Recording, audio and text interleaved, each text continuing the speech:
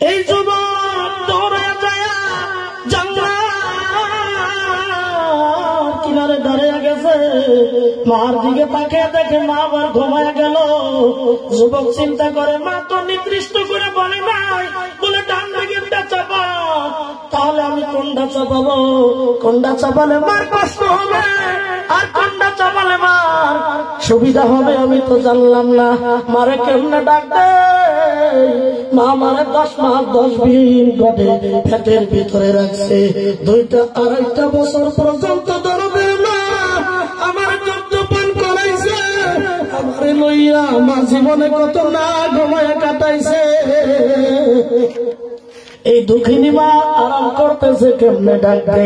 এই যুবকটা জানলার একটা বার বন্ধ করে আবার একটা খোলে, একবার বামেরটা বন্ধ করে একবার বামেরটা বন্ধ করে, তার মানে একটা চাপা আর একটা বন্ধ করে।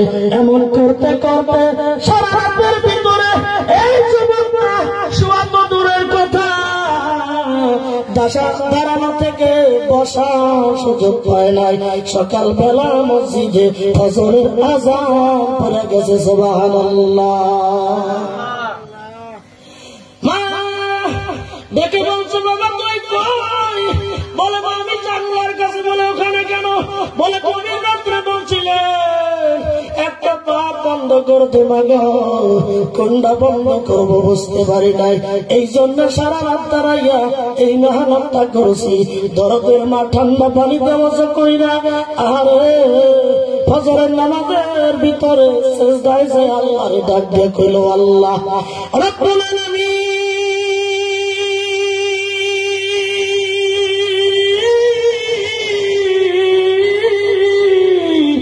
আমার ছেলে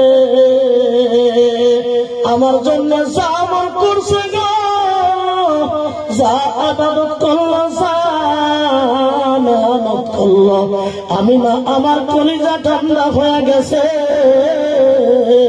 আমার ছেলে যদি কোনদিন তোমার কাছে কোন বস্তুর জন্য 2টা হাত বাড়ায় গো আল্লাহ, আমার ছেলের হাত তুমি খালি ফিরাইও না।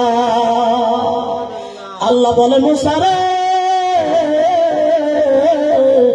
এই যুবকের তেমন আমল নাই, ওর মা দোয়া করছিল, ওর মা দোয়া তোমার কাছে কবুল হয়ে গেছে।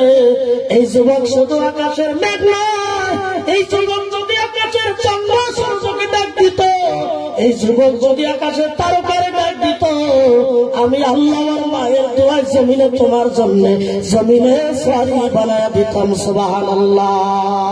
মহান আল্লাহ রাব্বুল আলামিন বলেন ওয়াকাদা রাব্বুকা আল্লা তা'বুদু ইল্লা ইয়্যাহু ওয়া বিল ওয়ালিদাইনি ইহসানা। আল্লাহ বলে পৃথিবীর মানুষ তোমরা মহান আল্লাহ রাব্বুল আলামিনের ইবাদত করবা। আল্লাহ রাব্বুল আলামিন বলেন ওয়াকাদা, কদা মানে উপদেশ, কদা মানে একটা নোটিশ, কদা মানে একটা চিঠি, বিশেষ একটা চিঠি।